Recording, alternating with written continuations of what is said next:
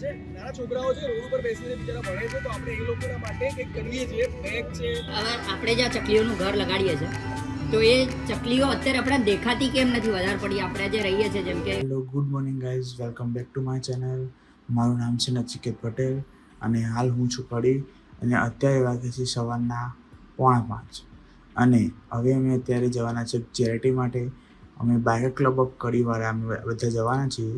તો આજે હું તમને આ બ્લોગમાં એ બતાવીશ કે આજે અમે કઈ જગ્યાએ જવાના અને કેવી રીતે જવાના છીએ.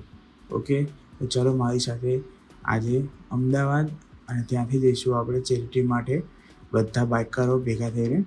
તો ચલો મારી સાથે.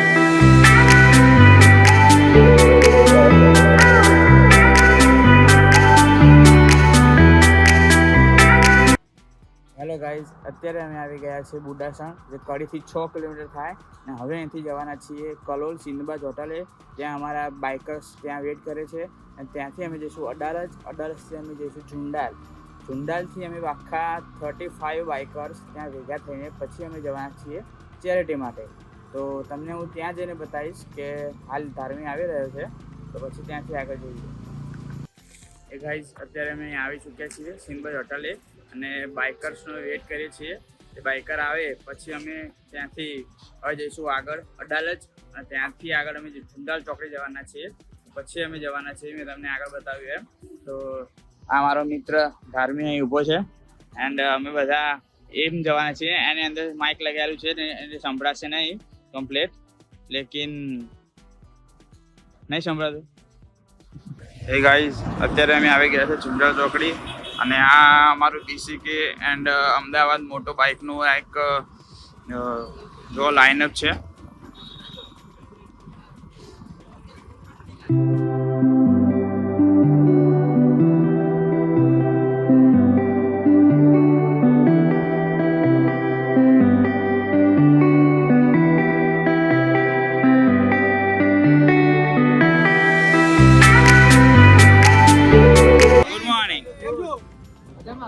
ઓકે, તો આજની આપણી રાઈડ છે ચેરિટી રાઈડ છે. નાના છોકરાઓ છે રોડ ઉપર બેસીને બિચારા ભણે છે, તો આપણે એ લોકોના માટે કંઈક કરીએ છીએ. બેગ છે, નાની મોટી બીજી બધી વસ્તુઓ છે, બધું આપણે એ લોકો ડોનેટ કરવા જઈએ છીએ. બીજી વસ્તુ, નાના છોકરાઓને બહુ જ શોખ છે બાઇક ઉપર બેસીને બાઇક રાઈડ કરવાનો. આપણે પહેલા ના જ પાડી દઈએ, બટ એ લોકોનો બહુ વધારે પડતો શોખ છે, તો આપણે એ લોકોને બેસાડીને અહીંયા અડાલજ મંદિર સુધી રાઈડ કરાવીએ છીએ. ત્યાંથી પાછા મૂકીશું અને ત્યાંથી આપણે અલગ પડીશું. તો આ રીતનો એક નાનો પ્રોગ્રામ છે, મોટું બ્રીફિંગ આ છે. આપણે બધા એની સાથે નીકળીશું. અતુલભાઈ લીડ કરે છે રાઈડને, તો માનજો એમની વાત જે બી કે હું ડાયા છે એ આગળ રહેશે. ઓકે, આમની વાત માનવાની છે. મોટી સ્પીડ લિમિટ આપણી 60-70 રહેશે. આપની આગળ કોઈ નહીં જાય. ટેલમાં આપણી પાસે 2 કાર રહેશે, લીડમાં એક બીજી કાર રહેશે. એની આગળ કોઈ નહીં જાય, ટેલની પાછળ કોઈ નહીં જાય. વિંગ્સની અંદર હું છું, એક વિશાલ પેલો એક આવે છોકરો એ છે અને એક બીજા લોકો છે આપણે. તો એ વિંગ સંભાળી લેશે. તમારા લોકોને ખાલી ટ્રેનથી ચલાવવાનો. છોકરાઓ જે લોકોની પાછળ બેસે, હું પર્સનલી કોઈ છોકરા નથી બેસાડતો પાછળ, કે મને મારું ખબર છે મારા બાઈકમાં બ્રેક લાગશે નહીં લાગશે, મને પોતાને ગેરંટી નથી, એટલે હું નહીં બેસાડો. તો સેફ્ટી રીઝનથી જે લોકો પ્રોપર ચલાવતા હોય એ લોકો બેસાડતો છોકરાઓને. જેને ખબર છે કે હું નથી સારો ચલાવતો, પ્લીઝ ના બેસાડતા યાર, હું નથી બેસાડવાનો કોઈને. તો એ રીતની વસ્તુઓ છે. केयर्ड अप हो वही बच्चों को बैठाना पीछे.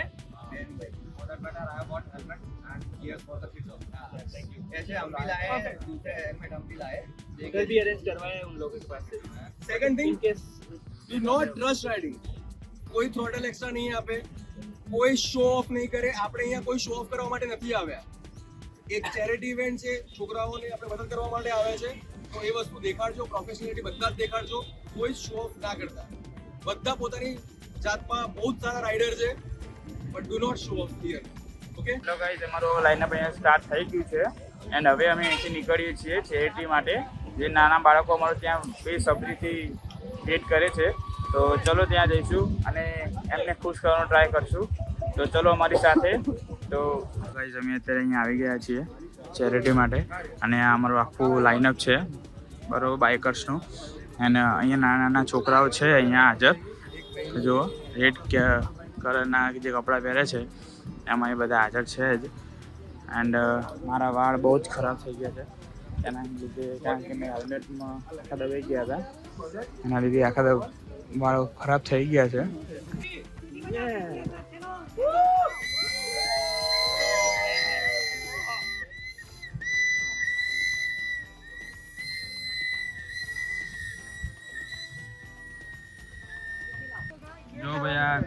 તો પીર અમારી સાથે આવી ગયું છે એક કમ્યુનિટીમાં હિસ્સો લેવા માટે. અને અહીંયા જુઓ જે છોકરાઓને જે બાઇક ગમે એના પર બેસવા અને એના સાથે ફોટોગ્રાફી કરવા માટે બધા અમે એન્કરેજ કરી રહ્યા છીએ. અમારી બાઇક ક્લબ ઓફ કડી અને ગુજરાત મોટો એ બંને બધા અહીંયા આવી રહ્યા છે ભાડા પરથી. એન્ડ અહીંયા લાઇનઅપ થઈ રહ્યું છે અને બાળકોને બેસાડીને થોડી નાની ટ્રીપ મરાવવામાં આવી રહી છે. તો અમને અમે થોડા એન્જોય કરાવડાવીએ. ઓકે,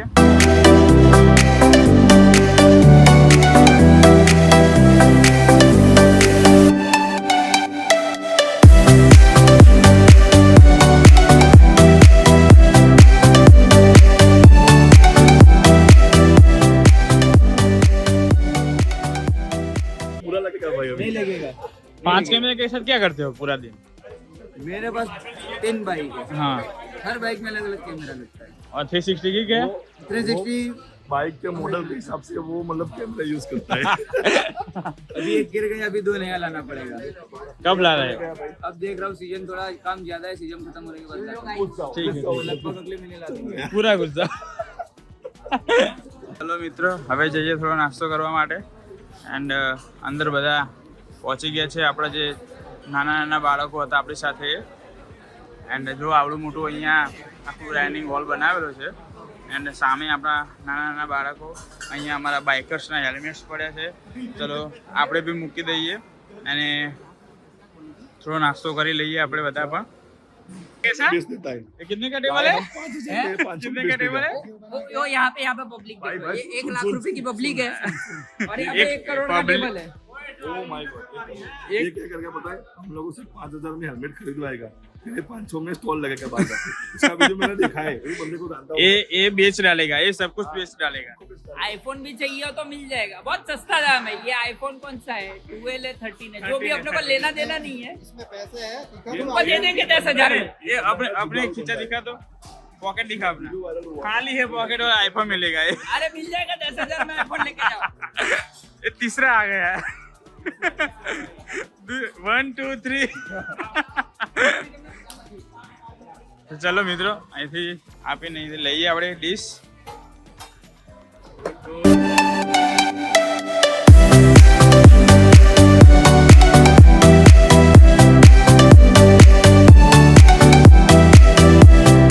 કોના સોચરા? मैं किसी को सूटता नहीं हूँ. सोचता नहीं પણ ગુજરાતી બોલતો હોય તો ભાઈ. नहीं नहीं. कहाँ बैठेंगे, कहाँ बैठेंगे बोल. बहुत जगह है. नहीं यार, यहाँ बैठने दे, थोड़ी स्पेस मिलेगी. हाँ. और नहीं यहाँ रख देंगे ऐसा. ये टेबल क्यों दिया है? ये टेबल क्यों दिया है? सोने के लिए दिया है. खाने के बाद इधर सोने. पंखा मस्त चलता है, एसी मस्त चलता है, मजा आता हाँ. है. जो भी करो मजा नहीं लाइफ. આ તો મજા લાઈફ માં ખાઈ ले હવે હેડ. यहाँ पे 1 2 3 और 4 ब्लॉगर आ चुके हैं इस टेबल पे पूरा. हाँ सस्ते ब्लॉगर, ये बोला था सस्ते ब्लॉगर. भाई आईफोन 10,000, भाई कैमरा मस्त. स्टार ब्लॉगर नंबर 1 2 3 भाई 2 बंदे खरीदो तो 1 बंदा फ्री. क्या क्या क्या क्या क्या 2 बंदे खरीदो तो 1 बंदा फ्री. बंदा फ्री पूरा. बंदा पूरा. वीडियो पे एक चीज फ्री है.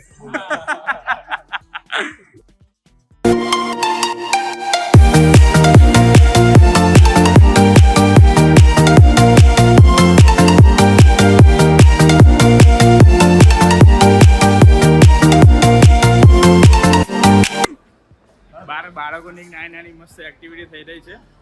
હું તમને બતાવું આગળ કે જો એક સામે બાળકોને ચેરિટીમાં બધી અમુક વસ્તુઓ આપવામાં આવી રહી છે.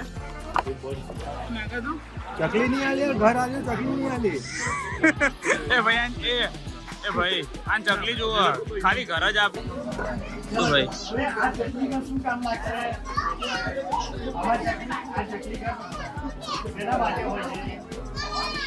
આપણે ચકલી એ બધાને ગમે છે પક્ષી, બરાબર?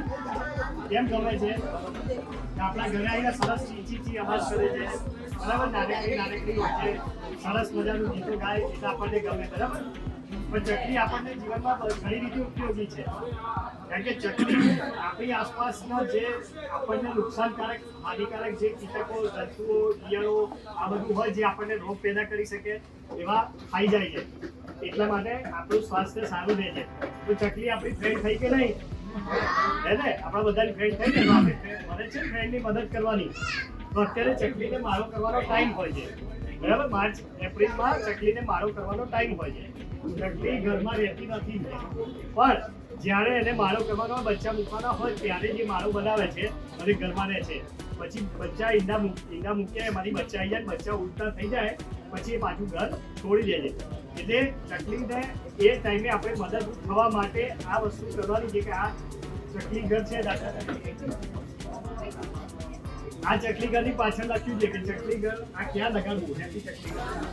તો જ્યાં દાખલા તરીકે આવું છજું હોય, આપણું છત હોય તો એની ઉપર જ્યાંથી ચકલી અવર જવર કરી શકે, પણ આના ઉપર તડકો ના પડે, વરસાદ ના પડે એવી જગ્યાએ લગાડવાનું. કૂતરા બિલાડા પહોંચી ના શકે એવી જગ્યાએ લગાડવાનું, બરાબર? અને નજીકમાં ચકલીને એનો ખોરાક અને પાણી મળી રહે એ રીતે લગાડવાનું છે, બરાબર?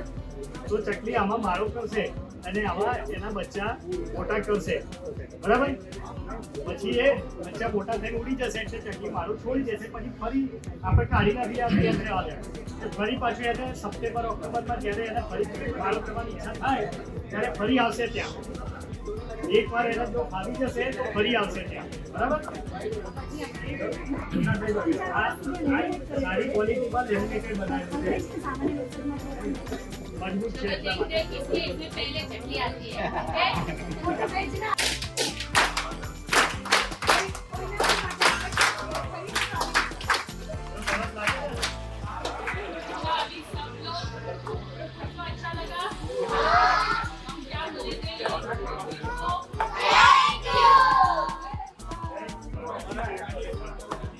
હવે આપણે જે આ ચકલીઓનું ઘર લગાડીએ છીએ તો એ ચકલીઓ અત્યારે આપણે દેખાતી કેમ નથી વધારે પડી? આપણે જે રહીએ છીએ, જેમ કે ધારો મણિનગરમાં રહીએ, અમદાવાદમાં ગાંધી, ત્યાં આપણા ઘરમાં પહેલા ચકલીઓ આવતી હતી, અત્યારે કેમ નથી આવતી? ચકલી આપણાથી દૂર થવાના 2-3 કારણ છે. જે અત્યારે સોશિયલ મીડિયા પર અને જે આપણને સામાન્ય રીતે જે મિથ ફેલાય છે, ગેરસમજ ફેલાય છે કે ચકલી મોબાઈલના રેડિયેશનથી દૂર થઈ ગઈ છે એના લીધે આવતી નથી, એ મહદઅંશે ખોટી છે. પરંતુ ખરેખર ચકલી જે માળો બાંધતી હતી, ચકલી હંમેશા, મેં અગાઉ કીધું એમ કે ચકલી રહેવા માટે ઘર નથી કરતી. ચકલી ફક્ત ને ફક્ત કોઈ પણ પક્ષી હોય એ ફક્ત બ્રીડિંગ માટે નેસ્ટિંગ કરે છે. તો એનો માળો બનાવવાની દરેક બર્ડની અલગ અલગ પદ્ધતિ હોય છે. એમાં ચકલી જે માળો કરે છે એ હંમેશા માનવીના ઘરમાં, જ્યાં જૂના ઘર હતા ગામડાના, ત્યાં પેલા આપણા ફોટા લગાવવાની પદ્ધતિ હતી, તો ફોટાની પાછળ પછી લોલકવાળી ઘડિયાળ આવતી હતી તો એની ડિઝાઇનની પાછળ, અથવા તો પેલા છાપરાની નીચેની બખોલમાં 2 મોબ વચ્ચે, અથવા જૂના ઘરોમાં આપણે વેન્ટિલેશનના પેલા રાઉન્ડ લગાવતા હતા એની અંદર, એવી બખોલમાં ચકલી કરતી હતી. ચકલી માળો એવી જગ્યાએ કરે છે કે જ્યાં એને તડકો, વરસાદ કે માવઠું થાય તો વરસાદ કે ઠંડી ના લાગે, કૂતરા બિલાડા એના બચ્ચા સુધી પહોંચી ના શકે, શિકારી પક્ષીની એના માળા પર જલ્દી નજર ના પહોંચે.